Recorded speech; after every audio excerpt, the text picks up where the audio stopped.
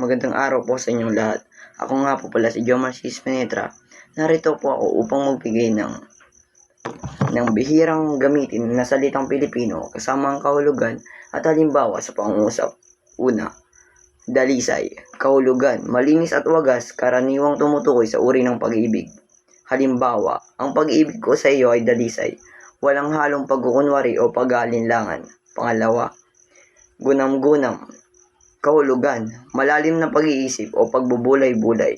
Halimbawa, sa gitna ng kanyang gunam-gunam, napagtanto niya ang kahalagahan ng pagmamahal sa sarili.